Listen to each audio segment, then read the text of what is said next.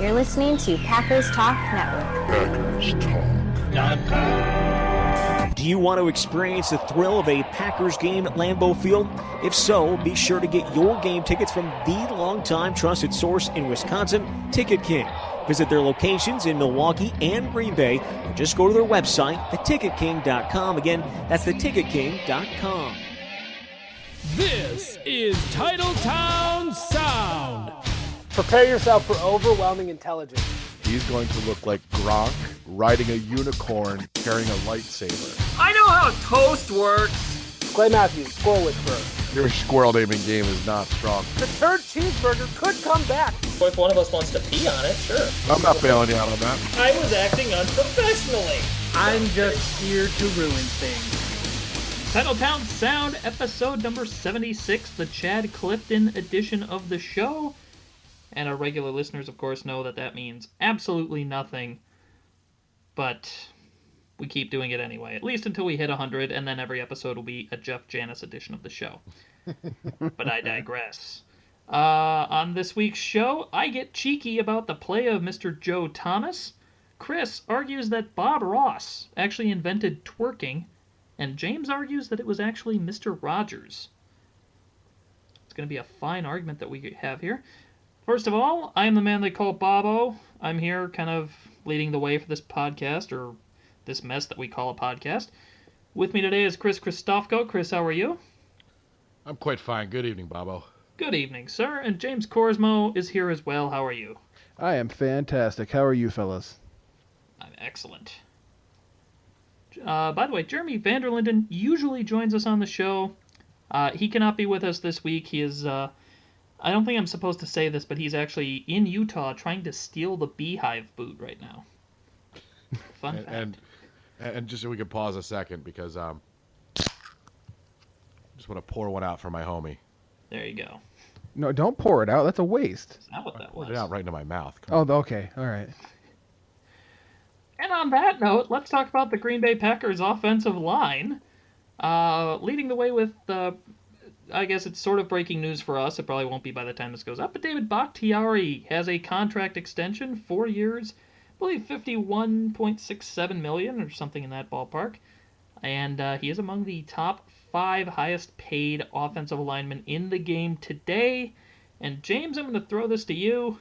Your thoughts on Bakhtiari getting a contract extension? I think it's great. I'm all for it. As you said, he is in the top 5 paid offensive linemen today. However, fast forward a year, 2 years, he's going to be right where he's supposed to be. And Ted's going to look like a genius. Right now, he looks not genius-y, because... That's a word. It is. I made it up right now, so it's definitely a word. The consensus seems to be that Bakhtiari is maybe in the top 15 to 20 linemen or tackles even in the whole league. I think he's better than that. I think he's at least in the top 7 or 8 pass blocking tackles. But I think that it was something that needed to happen, and Ted needed to get it done soon so we could start working on everybody else, because half the other offensive players are up this year too. So kudos, Ted Thompson. Indeed. Chris, your thoughts? So 2 thoughts. First is that, as James said, it's going to end up being a great deal when this is all said and done. As the cap goes up and the money, the TV money goes up, this will look like a steal, just like Aaron Rodgers' contract now looks in some ways like a steal. It also, solidifies an offensive line that has had depth issues in the past, so it'll help in the future. But I don't think I'm the only one who might believe that this deal was accelerated just a little bit by the Josh Sitton issue. True. I still believe that he was cut for a reason other than cap space, and I believe that he was a locker room issue, but I think there was an incident that happened, and I think it forced their hand. And this signing this early on says to fans, like, look, see, we did have a plan, This all makes sense now. So I think they may have pushed it a little bit, but anytime you can lock down a left tackle, and I don't have as high opinion as Bakhtiari as some. I think he's a relatively average left tackle, but even a relatively average left tackle is such a necessity that to lock him up for anything other than top dollar, which is what they did, is definitely a positive and helps the offense going forward.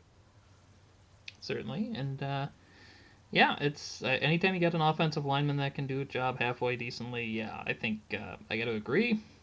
Go ahead, lock him up, especially at the tackle positions, where it seems like a lot of teams have maybe one solid tackle, and I'll use solid kind of as a loose term, if that makes sense. Solid is a loose term, whatever. Well, what? Hang on a minute. I gotta unravel my brain. It was paradoxalicious. Whoa. James was told he would not need his thinking cap today, so. So wait now, but before we're talking about tackles, and so before your brain fully explodes, let me get this little tidbit in here. Did you see who Pro Football Focus's top-rated tackle this week was? I did not. Any guesses? I'm gonna go ahead. I'm gonna go ahead and say it was not David Bakhtiari. It was not. But if you guessed Marshall Newhouse, you're a winner. Dang it. Marshall Newhouse. Yeah. He would have been like my third guess. Would have been my third guess. Hang on. Did the other team play a defensive tackle? They did not. Yeah, that was part of it. He kind of just stood there all day, but no one went by him. So. Ah. My gosh. Well, there's proof right there that stats can sometimes be utterly, utterly meaningless. On the other hand, Lane Taylor, I think it's fair to say he was not utterly meaningless or useless. I don't know where he showed up on that list, Chris, if you happen to have that handy. No, after I saw Marshall Newhouse, I stopped reading. It made me nauseous. I understand. But Lane Taylor, I kind of wanted to ask you guys what your thoughts on Lane Taylor was and what kind of maybe a letter grade you would give him, if I can use that antiquated old measuring stick. Chris, how do you think Lane Taylor did? So you asked for our initial thoughts on Lane Taylor, and my first thought was, whew, I was just happy to see that what we saw in the preseason was not what we can expect from Lane Taylor. The Lane Taylor of last season, where he played well in spot situations, may be more accurate, and it may justify more why the Packers thought they could make the move with Sitton that they did. I thought he played admirably.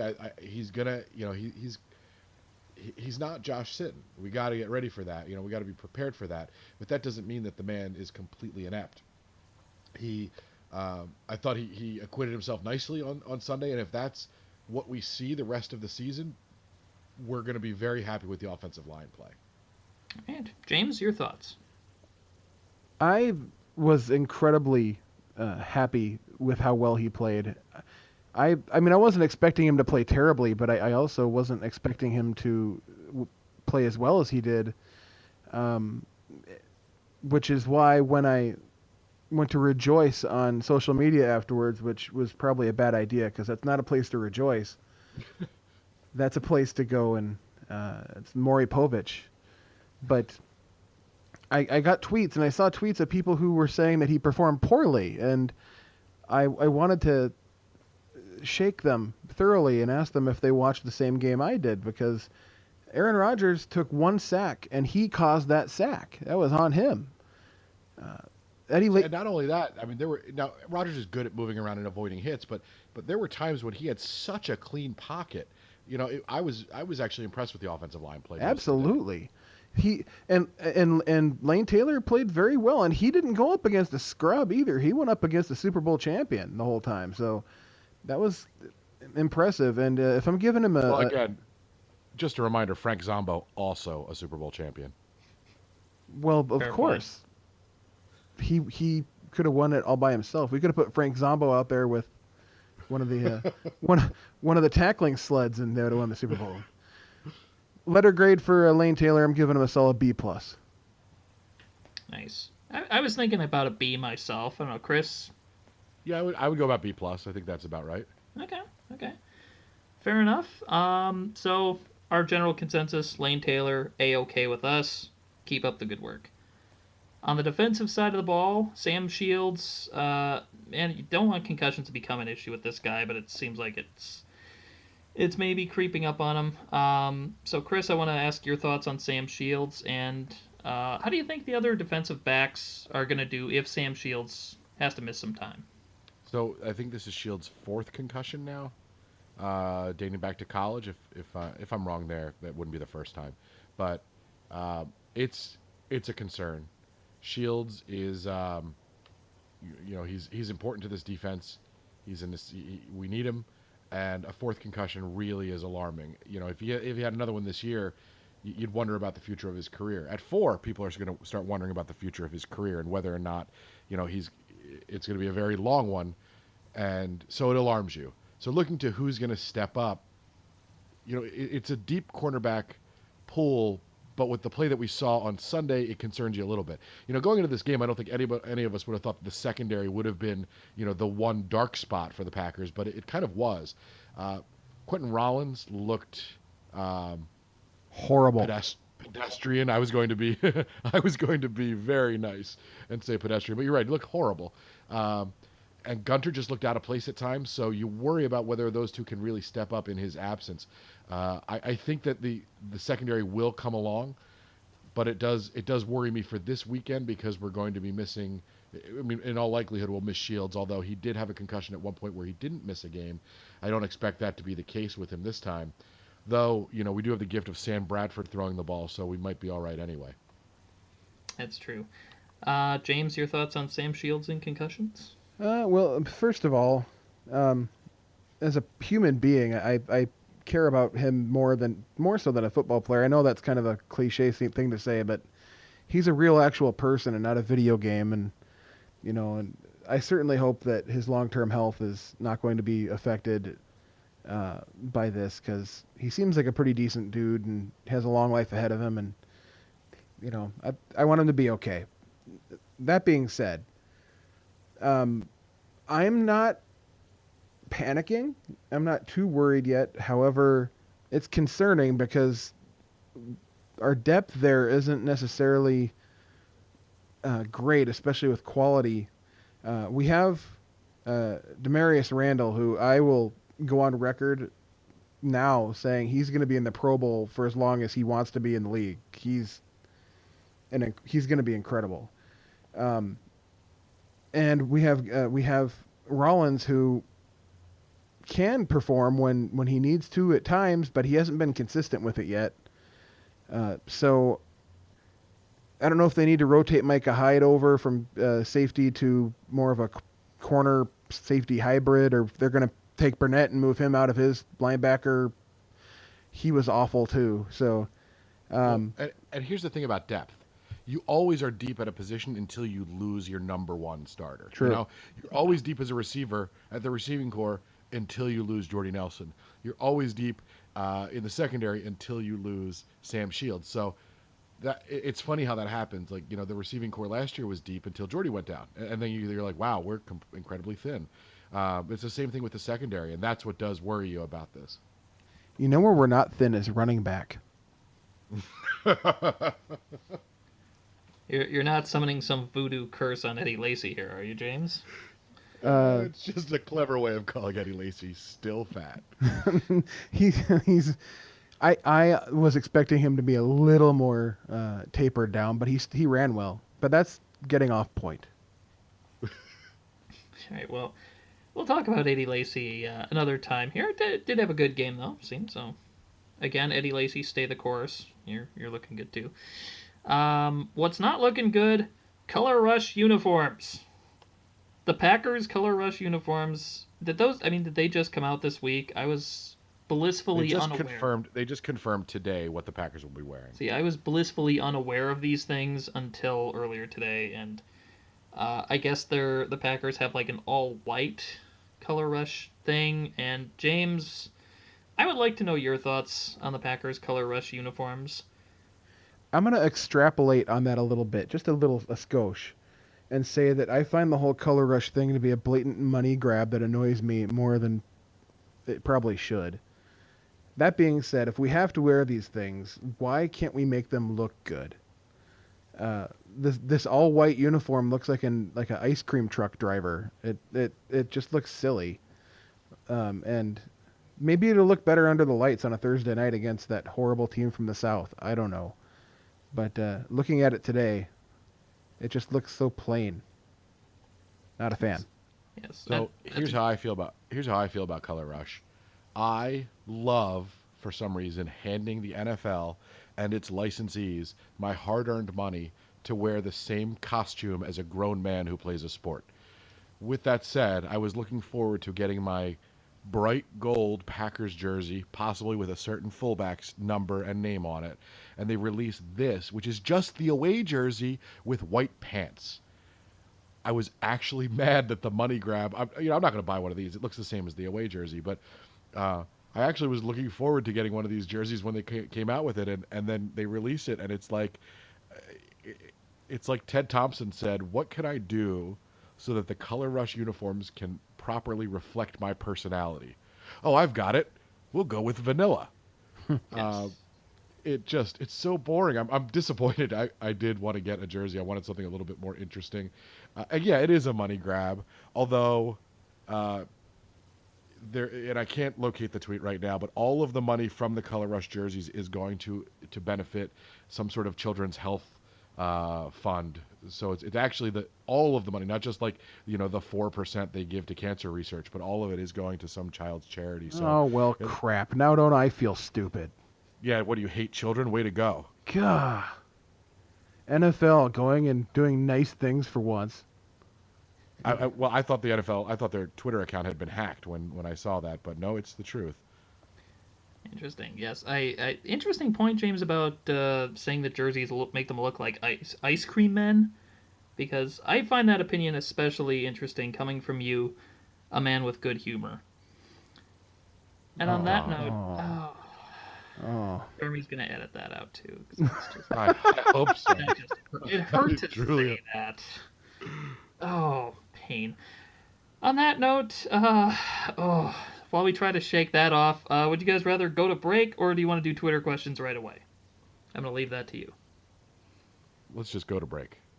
Let's go to break. We're going to scrub down, and we'll be back in just a few seconds. So don't go anywhere, and if you do, then get there.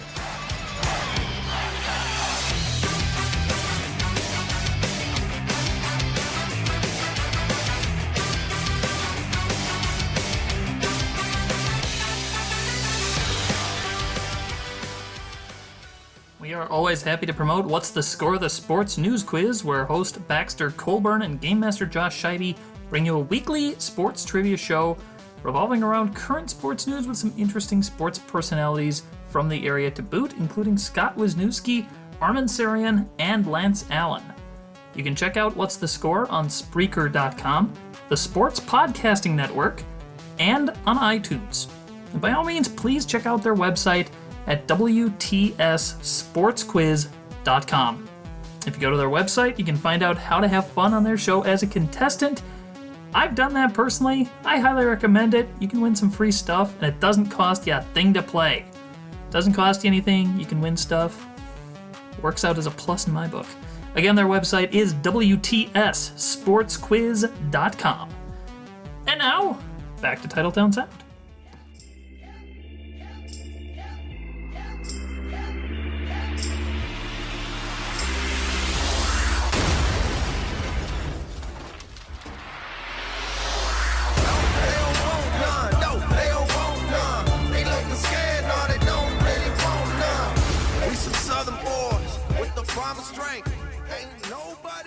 We are back on Titletown Sound. I hope you got wherever you were going, if you were going somewhere. And if not, then you're like me, going nowhere. Just sitting here, staring at a computer. I didn't get over that good humor joke. I'm so sorry. So depressed now. I thought we agreed that we weren't going to mention that ever again. We did, and then I did, and now I'm looking for my day to get brightened up by Twitter, and I don't know that that's going to happen.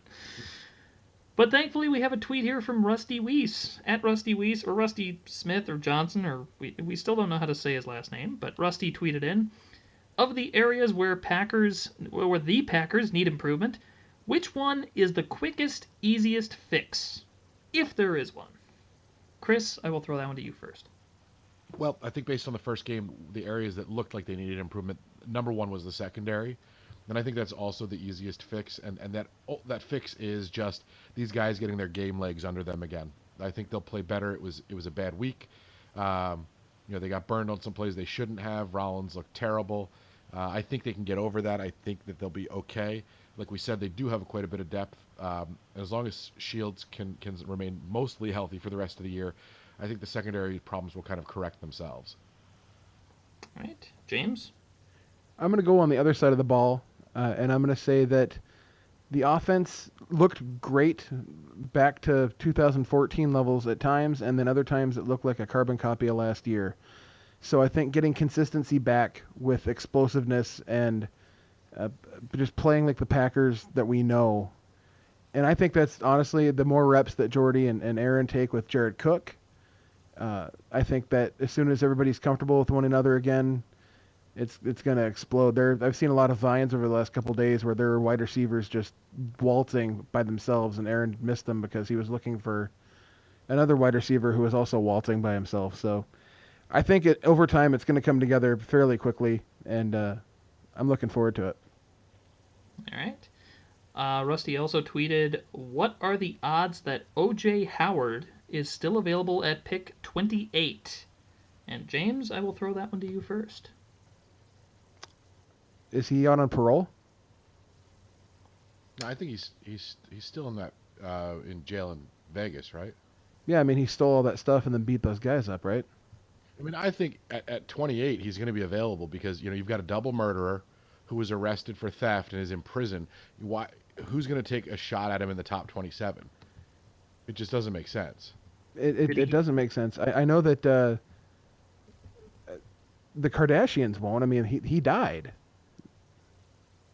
Look, he had his chance. He was after the whole white Bronco incident though. I just don't think he's draftable. So I think that pretty much covers it.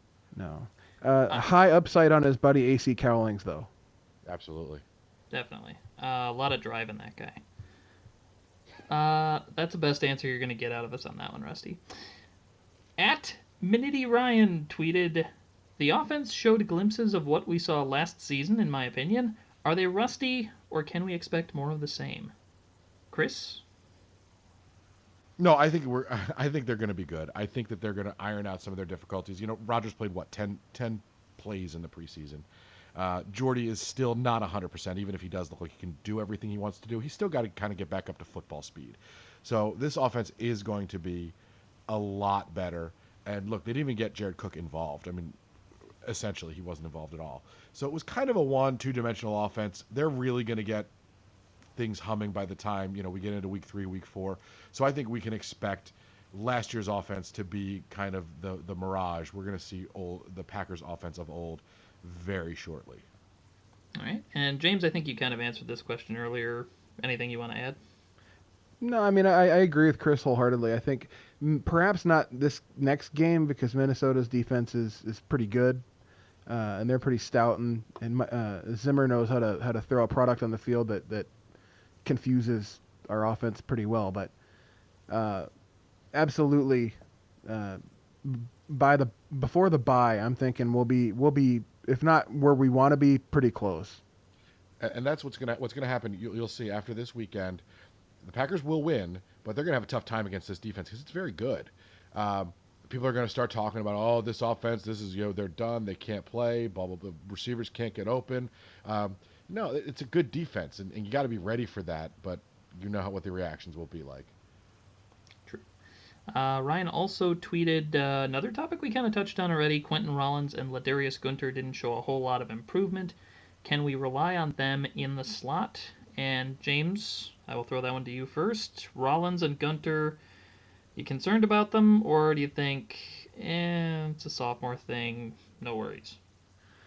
Well, with Rollins, I think a lot of it this past weekend was he was going up against guys that were 5 or 6 inches taller than him. Well, maybe 4 or 5. I mean, they were bigger than him, much bigger. Julius Thomas, that touchdown pass that he caught. I mean, I don't think anybody was stopping that. It was a perfectly thrown ball to a big dude. He was going to catch it. So, I'm not too worried, to be honest, about Rollins. I think he's going to catch on and be okay. I think Gunter is an interesting cat to look at. He's shown that he can play really well at a very high level, but then he's also shown that he's also still really raw, and he needs some exposure to the field to see things and actually get a feel for what he needs to do. So worried, no. However, I think it's something to definitely keep your eye on. But to answer the question completely, I don't think we have a choice. I think that's what we have, and we got to roll with it. I think with Rollins, if you saw a lot of the mistakes that he made are easily correctable, and can be coached. What he was doing, he was paying too much attention to trying to track down the ball. Need to stay with his man. He was turning too quickly, and just let the guy get past him. So he can be coached. We hope. So it's not a lack of ability. I just think he made some fundamental errors on some of those passes, made him look awful, and he was awful. But I don't think that's a permanent state of being. With Gunter, I don't know. Again, he's kind of a mystery. Like you said last week, what a mystery wrapped in an enigma, wrapped in an enemy. Like Nemo? I don't know. Yeah, exactly. I don't know about him in the slot. I like him more on the boundary, but he's got to develop, and we may not have a choice, but he's one that I just don't know enough about. I mean, he did replace Rollins for a while, but I don't know where, how he's developing. But I do think that this is a good secondary, and it's going to perform relatively well. I wouldn't be too worried about them. There's a part of me that wonders how much of Rollins' struggles had to do with other guys in the defensive backfield, though, because Morgan Burnett trying to transition into his new safety linebacker hybrid thing, he struggled. He had a really difficult time, and a lot of the guys that Rollins had to go out there and get were guys that Burnett just turned over to him, and he had no chance at him to begin with. So I'm thinking once the whole group gets more cohesive and put together, I think it'll all come together pretty quick. All right. Next Twitter question, at Nick Gator. Didn't you think we wouldn't have to deal with Peyton commercials anymore? Because I stupidly did. Chris, your thoughts? I just have one thought, really. That's cut that meat. Cut that meat. That was dirty. We will never escape Peyton Manning commercials, ever. No. I mean, the man that's kind of his career right now. Yeah. James, your thoughts? As long as there are companies willing to cut a check to Peyton Manning for anything at all, the man will get in front of a camera and he will read his lines and he will cash that check. He's all about that life now. But what's funny is, he doesn't play anymore, so he's trying to make plans for Sunday with his brother, but his brother still plays football, guys. I mean, that's good stuff. That's good stuff. I get it now. I get it now. How do you turn down a script like that? Where's Cooper? I'm just curious how they haven't turned this into a sitcom yet. This is ripe for a Thursday night 7:30 Central time slot. Yeah, let's move on. Our final Twitter question comes from at Packer Pulse. Mike McCarthy is a creature of habit, so how much longer do we wait for the Ripper fullback goal line dive? Chris, how much longer? Too long. If it's one more play, it's too long. I cannot wait for that ineffective play, but I will jump on my couch and shout like a moron for the Ripper, and generally scare the neighbors, and we'll get 1.5 yards, but it'll be the most glorious 1.5 yards we've ever gotten. And our Twitter feed will explode. James? Yeah, we I have a shrine built in the corner of my basement that's just waiting for the candles to be lit. I can't wait. It's going to be glorious. It's going to be like my first date and my first wedding and my everything rolled into one. My first wedding was amazing. First marriage, not so much. All right. Well, mine's still going. So. All right. Well, here, look. But to get somewhat serious, the fullback dive, it can't be any worse than the Eddie Lacy toss. Dear God, that makes me want to pull my own eyes out of the sockets. There's zero reason for Eddie Lacy to run anywhere but straight forward. So guys, here's what we got. We're in the film room. We got a big bruising running back. He's a real good north to south runner. What should we do? Hey, coach, let's toss it. I mean, where does that come from? I'll tell you where it comes from, but this is a PG-rated show. Yeah. So, on that note, thank you for your Twitter questions, and feel free to tweet at us any old time at Titletown Sound. And yeah, shout out to Chris's first wife, I guess. Is that how we're written? Yes. Well, let's look ahead here. Packers taking on the Minnesota Vikings this week, and the big news going into it. Apparently, Sam Bradford may get a start on Sunday. And James, curious your thoughts on whether the Vikings should put Sam Bradford in there, or if they should stick with the mighty Sean Hill. On a personal level, I really don't care. I hate that team no matter who the quarterback is. If Aaron Rodgers was traded to the Vikings tomorrow, I would still hate the Vikings. I hate them. So it can be either of them. However, from an analytical standpoint, Bradford's probably their better chance to win, I think. Even after 3 weeks of practice, he's not going to know everything like as thoroughly as he should. However, there's only about 3 ways you can give the ball to Adrian Peterson. So that's all he's going to have to do. So it's a dive play and a toss play. It's a dive, a toss, and a screen. Boom. Screen, yes. Good call. Chris, you saw a lot of Sam Bradford being in Pennsylvania, and Bradford being a former Eagle. What do you think about Sam Bradford? Are you quaking in your shoes or cleats or whatever you got on? Sam Bradford always looks confused in the pocket. Maybe he's confused that the pocket is holding up for a brief period of time, causing him to survey his receivers and look at more than one of them. Maybe he's was confused by the Chip Kelly system, which I think confused all of us. Maybe he's now confused that he's going to be playing in a large edifice that is shaped like a stapler. But Sam Bradford does not scare me. He's going to be in a new system, new verbiage. He's going to be, what's the word I'm looking for? Confused. I expect that he will underperform if they do start him. And if Sean Hill starts, that's Sean Hill. I'm not worried about that either. The main goal is to get out in front of them a little bit so that they can't run the ball. Although I'm not too concerned with the way the defensive line played last week, that the running game is really going to be that dominant. They held Jacksonville to something like 1.8 yards per carry. That's a hell of a performance. So let's see if that can continue this week. And if they can shut Adrian Peterson down even in some way and force the Vikings to become a passing team, well, it could get ugly. I don't think it will, but what you want to do to the Vikings is force them to throw the ball, no matter who's under center.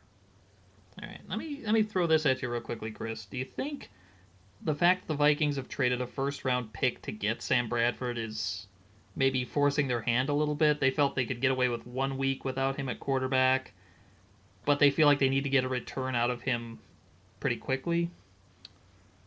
It's a decent question. They may, here's the thing: the fans are going to start saying, "Why did you do it?" after a couple weeks. But I don't know that that's going to pressure them if they think that Bradford does not give them the better chance to win. If they think that Hill is going to give them a better chance to win, they're going to start him. I think Bradford is a semi-long-term solution for them because I do not think they're convinced, A, that Bridgewater will have any chance of playing next year, or B, that Bridgewater has a 100% chance of playing again. From the sounds of his knee injury, I don't think that's a foregone conclusion.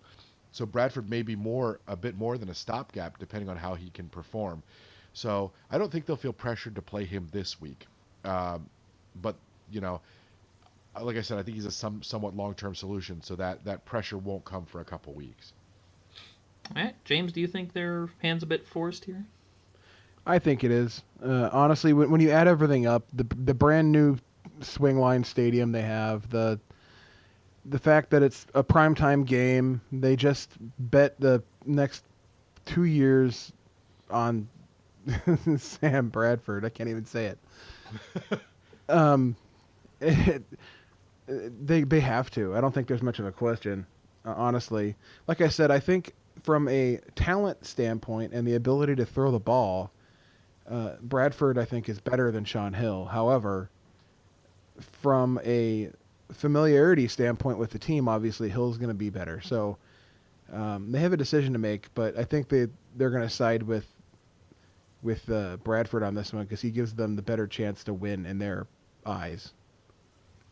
All right. I feel like if we had a laugh track on this show, we would be playing it every time we mention the name Sam Bradford. But that's just I'm me. with you.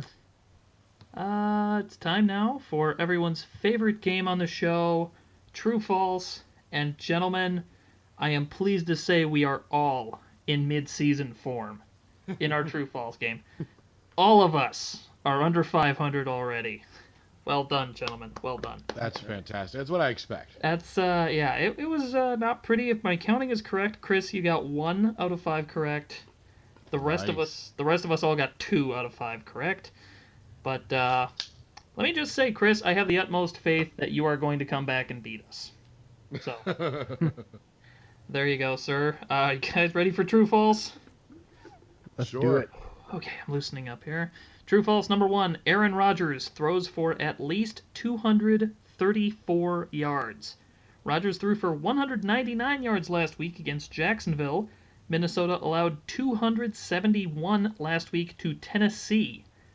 And keep in mind, last week we all thought Rodgers was going to get at least 254 yards. And again, he only got 199 against Jacksonville. Take what you will from that.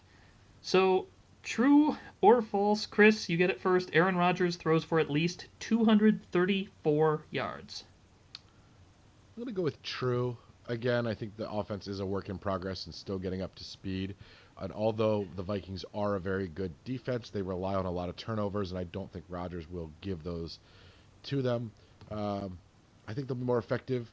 You're going to be indoors in better conditions, even if it is still on the road. And so that's why I'll go with true there. James? I'm going to go with true as well. I believe I saw a report today that Xavier Rhodes might miss the game with some sort of leg injury, which will be a big help. And I feel like Aaron's due for a breakout game against a team that he's struggled against. Kind of one of his statement games. He had a statement throw against Jacksonville with that pass to Devontae Adams, so I think he breaks out. All right. I'm going to say true as well, and I don't yet have Jeremy's answer to this question. Jeremy will be listening to the West Coast feed of this show a few hours later than the rest of us. So we will get the true-false answers from him so he can keep up, but I'm going to try to force his hand a little bit by saying true, because now he has to say false unless he wants to be a hoser, which he might be. True false number 2. Adrian Peterson rushes for at least 80 yards. Adrian Peterson had just 31 yards rushing last week. And last year's games against Green Bay, he had 45 and 67 yards rushing. But he averaged just under 93 rushing yards per game last year overall. Packers also allowed just 48 rushing yards last week. So again, Chris, Adrian Peterson rushes for at least 80 yards. True or false? I was going to say the answer is true. And I would have said that before last week, but after the way that they performed, I think I think false is a better answer. I think that they're going to be able to keep him under 80 yards. The defensive line just really impressed me, and I don't know. I was shocked by the way they played, and hope that it's not an aberration. But I think we're going to see them play very well, and I think also the Packers will get ahead and turn the Vikings into a more one-dimensional team that has to throw the ball a little bit more. And this is a hot take alert that Adrian Peterson is done. 31 yards last week was not just a bad game, that finally the motor is slowing, the wheels are falling off, and he is done. Interesting. Hot take alert, downgraded. And James, your thoughts? Adrian Peterson rushing for at least 80 yards. That was a hot take. Like, I'm scorched. I need some salve. I struggle with this one because after watching them this past week shut down TJ Yeldon, I feel like they should hold him to under 80 yards, but I feel like there's going to be a lot of Adrian Peterson this game with Bradford potentially as the quarterback, so I'm going to have to say true. All right, I have been deliberating whether I'm going to say true or false to this question myself. Chris, I think you have a valid point. I'm kind of wondering if Adrian Peterson is losing something. And I'm still on the fence. Oh, if only Jeremy were here to say something, and then I could just rebel against it, because that's usually what I like to do in this segment. But I'm not here. I hope somebody else heard that. I hate you. Love you too, James. I'm going to say false. I'm going to say false to Adrian Peterson, 80 yards. Just because I'm feeling backed into a corner and I need to give an answer. True false number 3. Stephon Diggs pulls in at least 80 yards receiving. Diggs had 7 receptions for 103 yards last week. He had 4 games last season with at least 80 yards receiving.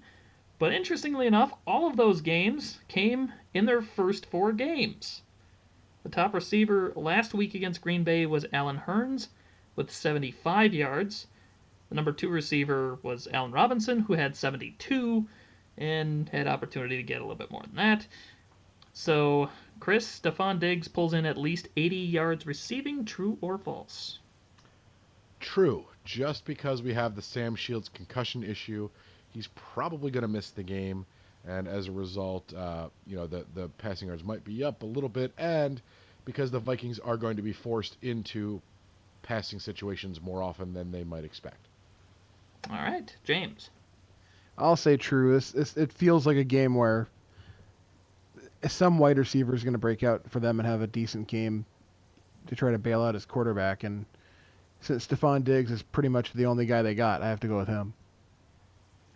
All right, I was going to say true, but I'm actually going to say false now and say maybe Bradford goes to somebody else for some odd reason. Like somebody in the 3rd row or Greg Jennings? Or Greg Jennings, maybe the guy who's got the popcorn. I don't know. I have no faith in Minnesota's offense right now, so I'll say false. What the heck?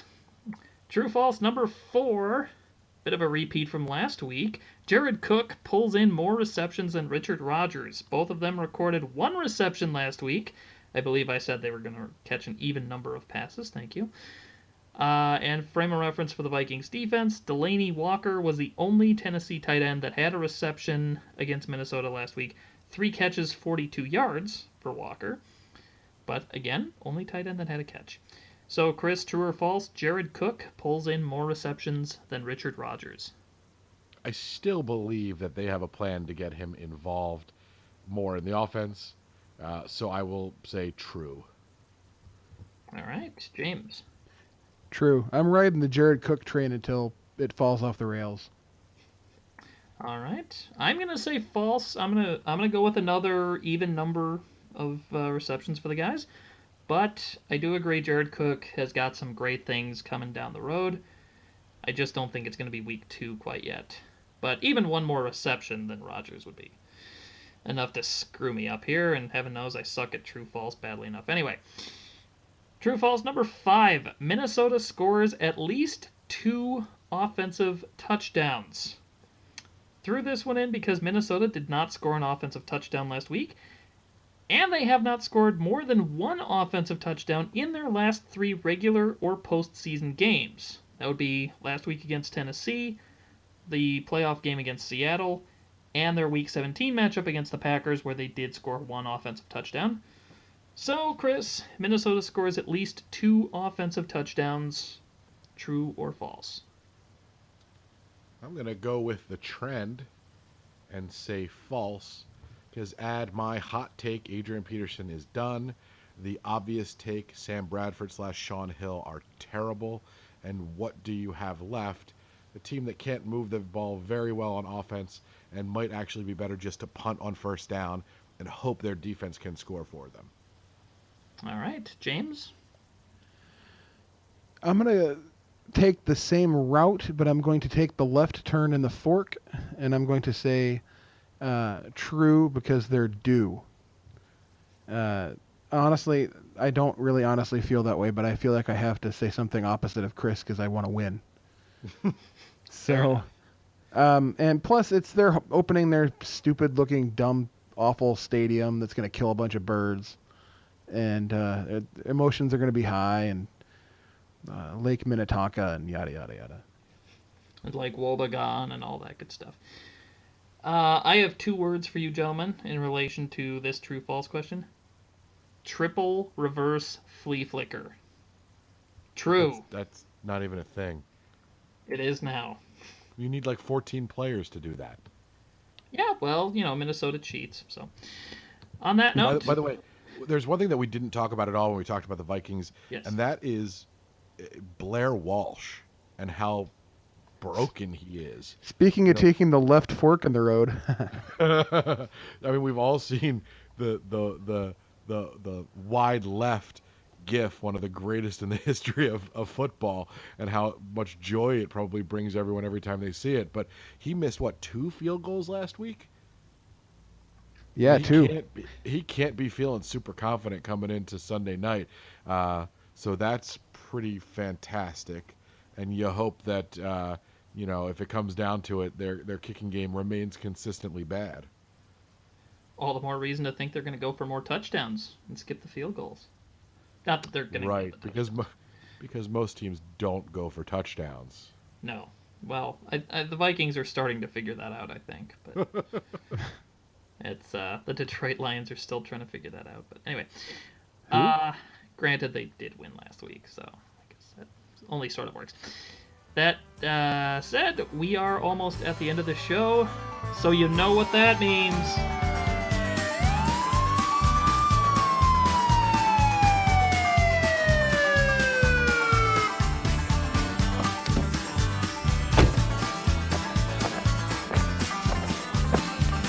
All right, hands on the hood and spread them. Oh yeah, that's right. It's time for spread 'em. The spread line right now is that the right term, spread line? No, just the line. But I'm wondering if our marketing department might, are they still getting paychecks? Because that doesn't seem like the wisest name for a segment. I don't know. I didn't come up with it. Why? I think it's good. It's wholesome. It's wholesome. I saw an advertisement the other day for some butter that had that phrase on there. I'm sure that's where they got the idea for the name. Anyway, Bovada.lv's Tuesday line for the game is Green Bay -3. And I should mention quickly last week's records. Chris was the only one that got it right, I believe. That's right. I believe Green Bay was -6, and they didn't cover, so Chris gets the win there. The rest of us suck eggs. Including all of the homers on Twitter who did pick the Packers against the spread. So remember, every week, your opportunity to pick against us, and at the end of the year, hopefully, our listeners are better than us, because that would just be amusing. Yes, and again, at Titletown Sound on Twitter, you can check that out. Is that the pinned tweet right now? It is. I presume. All right. So, Chris, you get the first shot at this. The line again, as of Tuesday night, is Green Bay -3.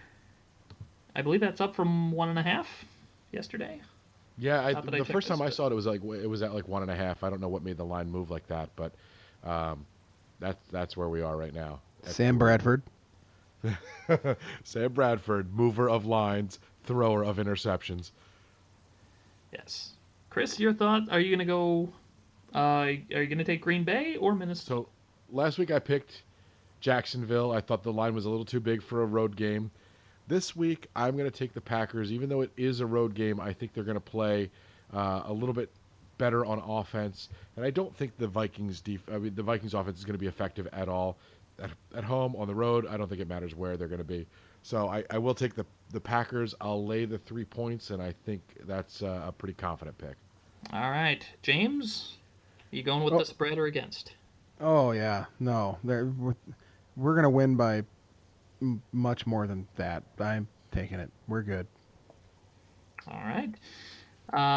Jeremy is just now piping in. I'm going to see if I can get him in there. Hello, this is Jeremy. I'm going to pick Minnesota. That didn't sound legitimate. Well, I don't know. The signal wasn't very good, but he obviously just picked Minnesota. So good for him. I'm going to take Green Bay. Bobbo, that just sounded like you doing a voice that sounded nothing like Jeremy. No, that was definitely Jeremy. So we picked Green Bay, except for Jeremy, who clearly picked Minnesota. It was definitely him. I was there. I heard it. And on that note, that's about it for the show. And none too soon. And we have the voicemail line. Yeah. So we don't talk about this enough. Here's what I want you guys to do, and this is like serious. So like take out your phone, or you may be listening on to the podcast on your phone right now. So take it out. I'll wait a second. Okay, we don't have all day. So take out your phone and enter this number in and save it. 920-445 TTSO. So that's 8876. Enter that, please, into your phone as the TTSO hotline. And during the game, when something angers you, when something pisses you off, or makes you extremely giddy, call that number and give us your reaction. We'll put it together for the show. And also, another tip that we enjoy this, when you get S-faced drunk and you have nothing better to do, call that number too. It's just, there's not a football reason. It's just funny. It's my whole reason for living. That's a good reason, though, James. It's a very good reason. So by all means, please call, because we want to hear you. We like getting Twitter questions, but we like to hear your voices, too. Sober or drunk, whatever. Responsible drinking, of course. That said, TitletownSoundoff.com is the website. We have stuff going up there all the time. At Titletown Sound is the Twitter handle. And if you want to tweet at me, you've run out of better things to do, but good for you. At That's Our Bobbo, THATSOURBOBBO, 3 B's, 2 O's, because there's just one Bobbo. I love saying that. James, your Twitter handle is? At JKSub20, because there's only one of those two. Fantastic. And Chris, your Twitter handle is? TTSO_Chris, because my name is Chris. That's good. And you say underscore, you mean that line that's down at the bottom, not the word underscore. Yeah, that would be really confusing if your Twitter handle had the word underscore in it. I kind of want to do that now. Just, tweet at me, at ____. Anyway, that's the sort of thing that I think about on weekday afternoons, is changing my Twitter handle to that. On that note, of course, Jeremy would ask if there's anything that I wish to say before we wrap up. I want to say don't forget to pet your cat. James, is there anything you want to say before we sign off? Is Jeremy still here? No, he hung up already. Oh. Wait, I'm still here. I don't know what you're talking about. Hi, Jeremy. Why does he sound like Santa Claus? That's weird. Anyway, Chris, anything you want to add before we sign off? Of course, I want to say good night, Prince Janice. And on that note, friends, we bid you a fair night and a good rest of your week. Sometimes you wanna go where everybody